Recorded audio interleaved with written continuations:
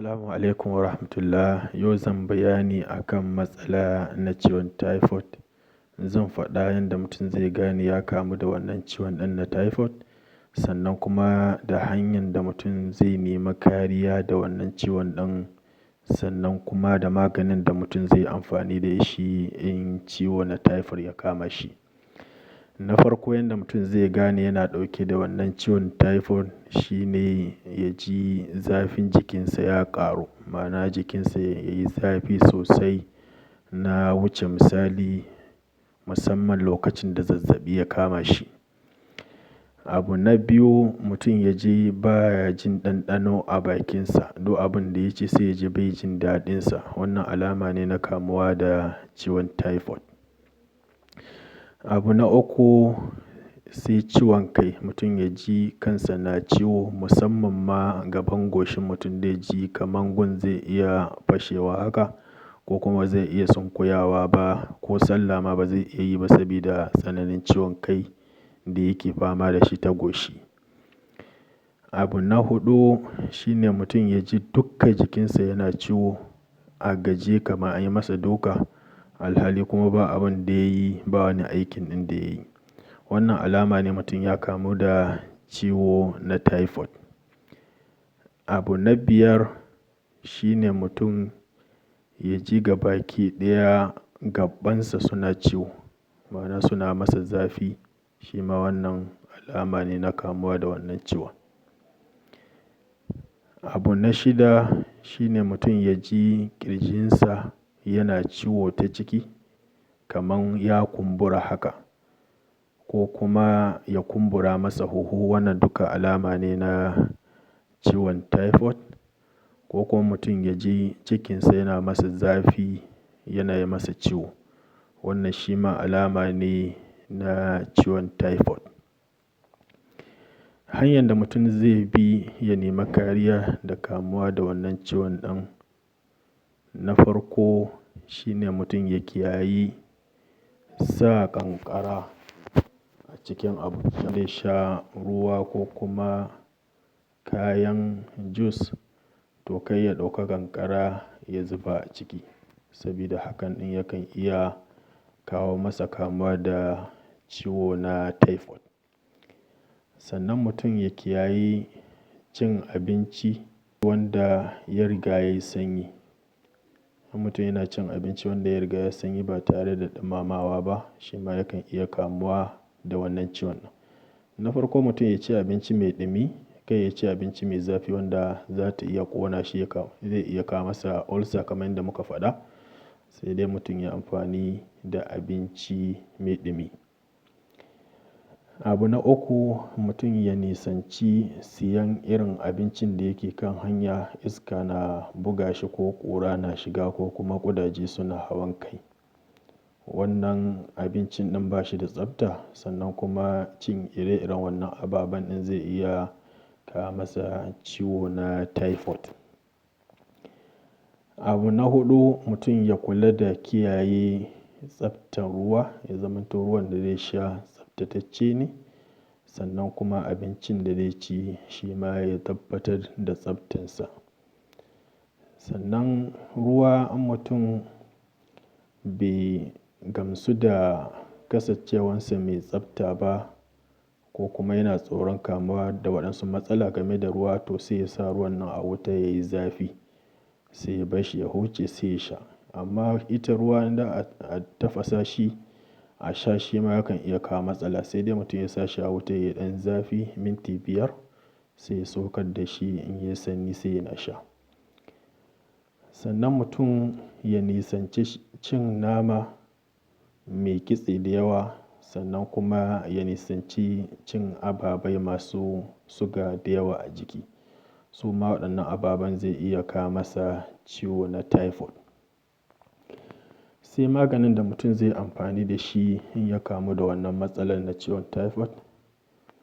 Na farko shine mutum ya samu kal tuffa, ya samu ruwan kal na tuffa, sai yana sawa cokali guda a cikin kofin shayi na ruwa, yana sha sau 2 a rana, musamman ma lokacin da ciwon ta tashi masa. Abu na biyu, mutum zai iya samun ganyen rihan, sai ya same ta da janjabil cokali ɗaya, sai ya zuba ganyen nan a cikin kofi, sai ya tafasa ruwan zafi, sai ya zuba a kai. Ma'ana ba zai sa ganyen a kan wuta ba. Ganyen yana kofi, sai ya tafasa ruwansa, sai ya zuba a kan ganyen ɗin, sai ya ɗiba cokalin citta guda ɗaya, sai ya zuba a ciki, sai ya gauraya. Sai ya bar shi in ya kai minti 5 a ajiye yanda zai iya sha, sai ya ɗauka sai ya sha. Haka dai na sha kofi 2 a rana. Abu na uku, sai kanunfari. Mai fama da wannan ciwon ɗin zai iya samun kanunfari, yana dafawa yana sha kamar shayi yadda mutane suka saba sha, ko kuma ya jiƙa shi a cikin ruwa yana sha kofi ɗaya safe da yamma, musamman time ɗin da wannan ciwon ɗin ya tashi masa. Abu na huɗu shine mutum ya samu madara kofi ɗaya. In mutum bai samu madara ba, sai ya samu kindirmo yana shan kofi ɗaya da safe, kofi ɗaya da dare. Shi madara duk wani ciwon da yake cikin mutum yakan fitar da shi. Ciwon malaria ne ko typhoid ko shawara ne, mutum yana shan madara ko kuma nono kowane safe kofi ɗaya, haka da dare kofi ɗaya. Duk wani ciwo da yake cikinsa zai fitar masa, musamman ma madara. Sai abu na 5 shine mutum ya yi tsarin cin abinci, ya zamanto yana da tsarin cin abincinsa na koyaushe. Sannan kuma ya kasance abincin ɗin da zai ci abinci ne wanda zai ƙara masa lafiya, ba kawai duk abin da ya yo bai sama cikinsa ba. Ya samu abinci wanda zai ƙara masa lafiya, kuma abinci mai kyau mai tsafta, kamar yadda muka yi magana can baya, kai yana cin abincin da yake kan hanya ba shi da tsafta, ko kuma ƙudaje suna bi, ko kuma ƙura da iska yana taɓawa. Abu na gaba shine mutum ya samu ruwa. Ya kasance mutum ya kamu da wannan ciwon na typhoid, ya kasance yana yawan shan ruwa. Ruwa yana da muhimmanci sosai, musamman ruwa mai kyau. Mutum yana tare da wannan ciwon ɗin, time ɗin da ya kama shi, ya kasance yana shan ruwa da yawa, to zai rage masa wannan zafin jikin da yake, musamman zafin ciki ko na ƙirji. Sannan zai wanke masa wannan typhoid ɗin da yake cikinsa. Sannan kuma lokacin da zazzaɓin ta kama shi, jikinsa yayi zafi, sai a samu ruwa mai ɗan sanyi ba mai zafi ba, sai ya wanka da shi, ko kuma a sa tawul hakan nan a cikin ruwa mai sanyi, sai ana sa masa a goshinsa. In sha Allahu jikinsa zai yi sanyi, ya rabu da wannan zazzaɓin a take. Sai abu na gaba, mutum zai iya samun lemon tsami. In ya samu lemon tsami, duk lokacin da ya ci abinci sai ya samu wannan lemon tsamin ɗin ya sha guda ɗaya, ƙaramin lemo kenan. To ya samu wannan lemon tsamin ne ya matse ko a ruwa, ko kuma ya sha hakan nan in zai iya, duk lokacin da ya ci abinci ko kuma kafin ya ci abinci.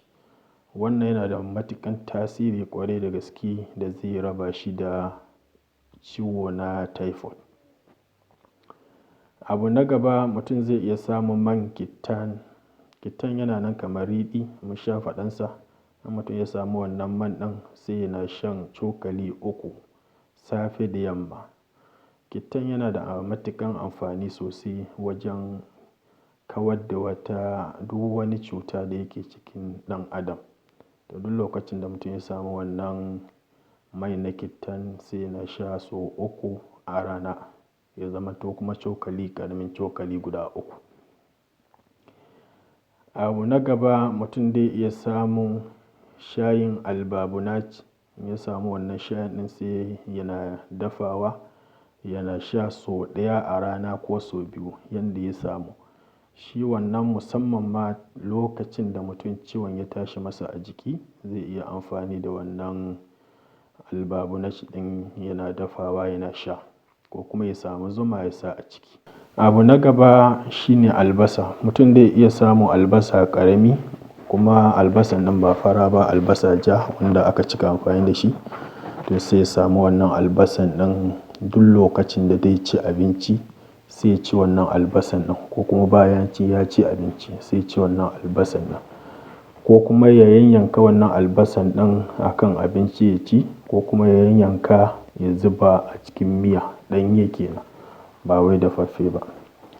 Amma kai ya ci albasan ɗin da yawa ya zamanto 'yar ƙarama haka zai na ci koyaushe.